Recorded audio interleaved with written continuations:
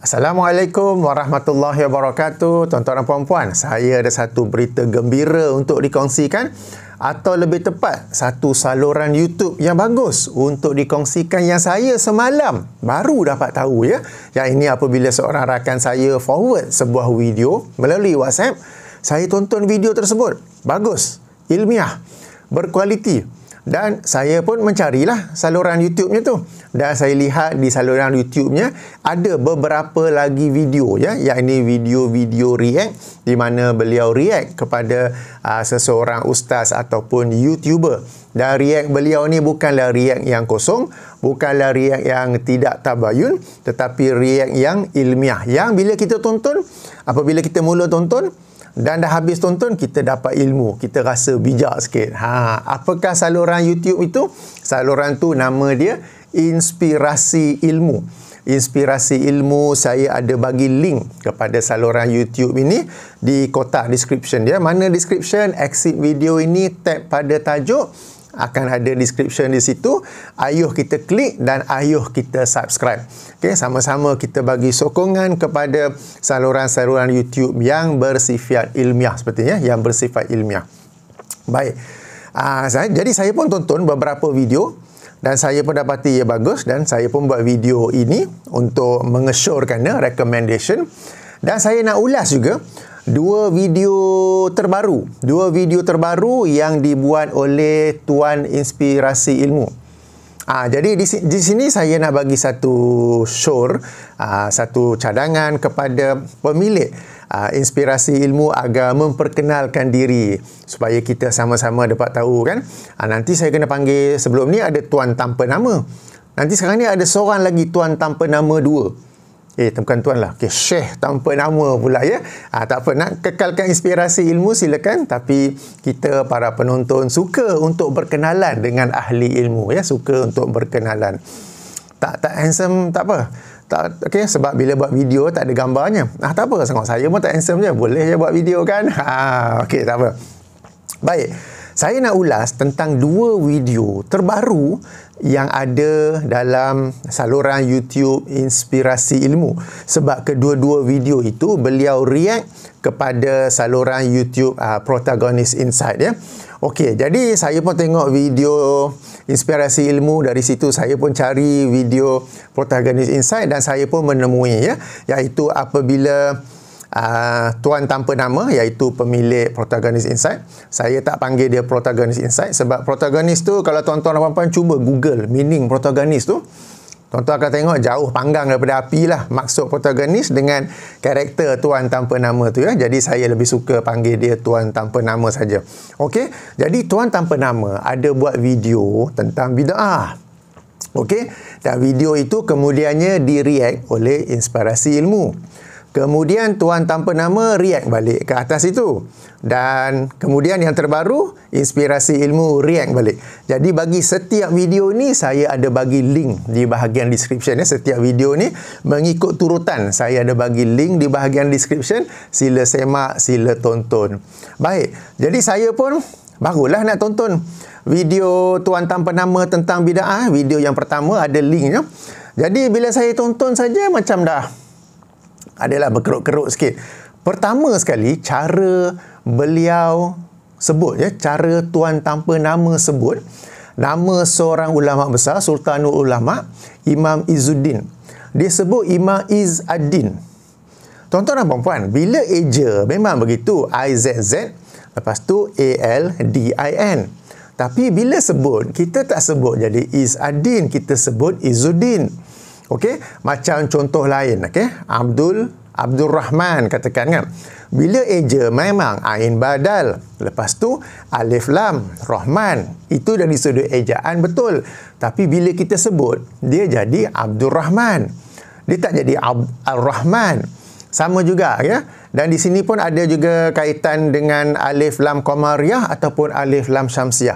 Jadi saya tak pasti bila Tuan tanpa nama sebut Izz-ad-Din, disebut Al-Din atau Ad-Din. Kita give him benefit of the doubt, disebut Ad-Din kot kan. Okey. Jadi bila pertama kali saya dengar, tapi tak apalah kot, dia tersasul agaknya kan. Tapi bila tengok berulang lagi dalam video yang dia react ke atas inspirasi ilmu pun berulang-berulang lagi. Kita pun terfikir Mamat ni memang tak kerti ke benda ni, sangat basic ni. Kan, jadi tak kerti bahasa Arab satu, dan dia tak kenal ulama. Sebab bila orang tu kenal ulama, biasa dengar dalam kuliah mana dia tahu cara sebut nama tu. Kan, dia taklah sebut jadi sejanggal Izz-ad-Din. Okey, tak apa, itu sekadar nama ulama. Kemudian Tuan Tanpa Nama dalam video pertamanya itu, beliau membuat satu formula bagi mengetahui dalam sesuatu ibadah itu apakah ia bid'ah ke tidak ke apa ke, dengan formula yang sebenarnya membuka pintu kepada pelbagai bid'ah-bid'ah yang lain. Sebab samalah bila nak kata ada dalil melarang ke tak ada. So bolehlah buat. Katakan baru-baru ni hari raya kan. Jadi solat hari raya nak azan, tak ada larangan pun, bolehlah azan, harus saja. Ataupun kita boleh buat macam-macam bid'ah. Tuan-tuan dan puan-puan boleh baca di ruangan komen, ada penonton yang fikirannya tajam telah pun soal, kalau macam tu bolehlah buat macam ni, bolehlah buat macam tu, tidak ada larangan. Sebab formula dia, asalkan tidak ada larangan maka dibolehkan. Bila orang tulis komen macam tu, bolehlah azan sebelum solat hari raya misalnya kan. Dia kata itu kalau buat sesuatu yang aneh, sesuatu yang pelik, ada pula. Okey. Okey, kemudiannya beliau bagi contoh bagaimana menggunakan formula dia. Dia bagi contoh. Contoh yang pertama ialah bersalaman selepas solat subuh dan asar. Jadi berdasarkan formula dia tu, hukum para jemaah bersalaman selepas solat subuh dan asar ialah harus. Kemudian selawat antara solat-solat tarawih, okey, yang baru habis kan, bulan Ramadan baru lepas, berdasarkan formula itu juga hukum selawat itu harus. Ini pun sekali lagi saya pause sejak lama fikir, kepada di sisi Tuan Tanpa Nama ni harus tu ada maksud lain ke? Sebab tuan-tuan dan puan-puan, ayo kita ulang kaji sedikit ya perkara basic. Dalam mazhab Syafi'i ada 5 hukum kan, di 3 mazhab, Maliki, Syafi'i, Hambali. Di sisi mazhab Hanafi 7. Alright, fardu, wajib, kemudian mubah ataupun harus, makruh tanzih, makruh tahrim, kemudian haram. Di sisi mazhab Syafi'i, mazhab Maliki, mazhab Hambali, wajib, sunat, harus, makruh, haram. Wajib itu apa? Buat dapat pahala, jika tinggalkan dapat dosa. Wajib kan? Sunat atau mandub atau mustahab, buat dapat pahala, jika ditinggalkan tak dapat dosa. Okey? Alright, yang harus ya. Yang makruh. Makruh kalau buat tak dapat dosa, tapi kalau ditinggalkan dapat pahala kerana kita meninggalkan sesuatu yang dibenci oleh agama. Haram. Haram kalau buat dapat dosa, kalau tinggalkan dapat pahala. Apa yang harus ataupun mubah? Harus ini pahala pun tak dapat, dosa pun tak dapat, harus saja. Sekarang ni, Tuan Tanpa Nama berdasarkan formula dia tu, dia kata bersalaman selepas solat subuh dan asar, hukum dia harus. Jadi yang macam di sebahagian masjid, mereka ni sungguh-sungguh bersalaman sampai buat kita panggil apa? Cucu train, kereta api. Maknanya dia orang buat 2 baris, kemudian macam kereta api yang lalu side by side kan. Lalu mereka bersalaman susah-susah, mereka berbalik susah-susah, mereka bersalaman, harus saja, tak dapat apa-apa. Kemudian selawat antara solat tarawih, sungguh-sungguh dia orang selawat dengan mikrofonnya, dengan suara kuatnya, ada yang sampai terjerit-jerit, terpekik-pekik, makmum pun sungguh-sungguh begitu. Harus saja. Subhanallah. Kesiannya, sungguh-sungguh dia orang duk buat, sungguh-sungguh semua masjid pastikan semua orang buat, harus saja. Okey, tak apa. Jadi kita dapat lihat betapa besarnya lubang dalam formula yang cuba dibuat oleh Tuan Tanpa Nama ni dalam mengukur sesuatu ibadah baharu itu bid'ah ataupun tidak. Dia bawa kesimpulan ianya sekadar harus. Yang saya faham, pahala tak dapat, dosa tak dapat. Buat apa buat? Melainkan saya kata Tuan Tanpa Nama ada maksud lain. Ada sesuatu lain yang dia masukkan sebagai harus. Ada sesuatu lain yang dia masukkan sebagai mubah. Kemudian dalam video yang pertama itu juga beliau juga mengkritik definisi bid'ah yang saya bagi. Mula-mula dia ada bagi satu definisi bid'ah, lalu dia kata ini definisi yang sempit. Lepas tu keluar X di atasnya. Itu sebenarnya definisi saya yang saya berikan dalam buku 90 pelajaran tentang bid'ah. Apa yang beliau nukil itu betul. Apa yang beliau tidak terangkan ialah how do I derive this definition? Bagaimana saya mengeluarkan, bagaimana saya merumuskan definisi tersebut? Saya mengambil, kalau daripada dah tolak intisari kandungan, dah tolak kata pengantar ya, daripada muka surat 8 buku ini sampai ke muka surat 34. Jadi lebih kurang 26 muka surat. Saya jelaskan panjang lebar dengan hadisnya apa semua tu. Bagaimana untuk sampai ke rumusan ataupun definisi tu. Yang itu dia diamkan. Dia diamkan, konon-konon saya buat sendiri satu definisi yang katanya sempit. Jadi tuan-tuan dan puan, kalau nak tahu macam mana saya sampai ke definisi tersebut, sila rujuk buku ini. Okay, di bahagian description saya ada bagi link untuk muat turun percuma edisi PDF, juga link Shopee untuk pesan. Untuk pesan link Shopee.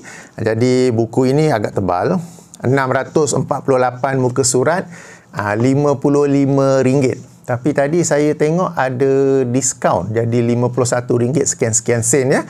Sila mengkaji. Tak nak beli tak apa, mahal. Sila kaji edisi PDF. Tengok macam mana saya sampai ke definisi tersebut. Baik, jadi maaf. Baik, jadi video pertama ini di-react oleh Inspirasi Ilmu. Sila tonton, saya ada bagi link juga. Okey, yang saya sedang baca, nota saya buat ni, ada saya masukkan juga di bahagian description ya. Okey, jadi Inspirasi Ilmu telah react ke atas video pertama, Tuan Tanpa Nama, tentang bid'ah. Lalu, Tuan Tanpa Nama pun react balik ke atas Inspirasi Ilmu. Jadi video yang ketiga, sekali lagi link saya bagi ya. Tapi yang menariknya, sekali lagi definisi yang saya bagi tu masuk dalam video yang ketiga ni. Okey, video Tuan Tanpa Nama yang kedua ni. Dan dia berkata bahawa urusan ibadah yang saya maksudkan dalam definisi tersebut ialah dalam perkara ibadah. Dalam perkara ibadah. Padahal di muka surat yang sama, pada perenggan seterusnya. Okey, saya bacakan dulu. Okey, mula-mula saya bagi definisinya. Setiap definisi bid'ah ialah setiap perkara baharu berbanding Al-Quran dan Sunnah dalam urusan agama. Kemudian saya bagi juga dalam bahasa Inggeris, every new thing compared to the Quran and the Sunnah of the Prophet in the matter of the deen. Perenggan seterusnya, bukan muka surat lain, bukan muka surat lain, perenggan seterusnya. Bid'ah tidak terhad kepada urusan ibadah sahaja, tetapi merangkumi semua aspek agama seperti akidah, ibadah, hukum dan fiqh hati. Fiqh hati ni maksudnya sifat sabar, sifat tawakal, sifat redha dan sebagainya ya. Okey, saya akan tunjuk kalau boleh nampak. Okey. So, boleh nampak ya, mula-mula yang tulisan bold tu, kemudian definisi bawah itu ya. Bawah tu saja. Okey, kalau tak nampak tak apalah, boleh muat turun edisi PDF ya. Jadi saya nak tekankan di sini. Video tersebut dibuat dalam bulan Ramadan. Dan bila tengok pun siang hari. Jadi pada siang Ramadan, dalam bulan Ramadan, Tuan Tanpa Nama dia boleh berdusta senang-senang saja. Tak ada langsung rasa bertakwa kepada Allah. Ini dalam bulan Ramadan, dalam siang Ramadan. Apatah lagi jika di luar bulan Ramadan. Tuan-tuan dan puan-puan ya. Okey, jadi sekali lagi dalam video ni pun tengok macam mana dia sebut nama Imam Izzuddin. Tengok macam mana sebut ya. Tuan Inspirasi Ilmu pun ada juga mention macam mana cara dia sebut tu. Alright. Dan kemudiannya Inspirasi Ilmu dalam video terbaru juga react ke atas reaction Tuan Tanpa Nama ya. Jadi jemput tonton. Banyak perkara lain telah pun di-react, di-komen, dikritik oleh pemilik saluran Inspirasi Ilmu, silakan. Ini beberapa komen saya setelah saya tonton. Saya pun carilah video apa dimasukkan, saya tonton, tengok cara sebut nama, cara formula yang digunakan. Lepas tu harus saja letih-letih selawat. Letih-letih zikir, selawat, doa, setengah masjid sampai gantung banner supaya pastikan orang semua baca yang sama. Orang pun bila selawat apa tu, ada juga yang sallu alaihi sungguh-sungguh menyambut apa semua, harus saja. Okey, dan lihat juga bagaimana tuan tanpa nama tidak jujur dalam menukil daripada buku ini. Tapi mungkin dia akan berhujah balik, saya tak sebut atau mengaitkan dengan mana-mana buku. Okey, tak apa, sebab definisi yang dia bagi tu dia tak akan jumpa dalam mana-mana buku lain kecuali dalam buku ini. Baik, tuan-tuan dan puan-puan, sila, ayuh kita subscribe kepada channel Inspirasi Ilmu. Ayuh kita doakan agar pemiliknya Allah berikan kelapangan, kemudahan untuk membuat lagi video-video yang bermanfaat untuk sama-sama kita memandaikan umat Islam dalam topik-topik yang beliau kemukakan di sana. Alright, so di bahagian description sila rujuk, saya ada bagi link bagi video-video yang saya maksudkan. Juga link untuk muat turun buku saya ini secara percuma, ataupun link untuk pesan edisi bercetak, yang itu kena bayar. Tak ada bayaran apa-apa untuk saya. Jika ada keuntungan, maka ia semua kepada projek-projek memandaikan ilmu yang sedang dilaksanakan oleh Ustaz Syihabuddin, ya. Okey, sehingga sini saja dahulu. Subhanakallahumma wa bihamdika asyhadu an la ilaha illa anta astaghfiruka wa atubu ilaika. Assalamualaikum warahmatullahi wabarakatuh.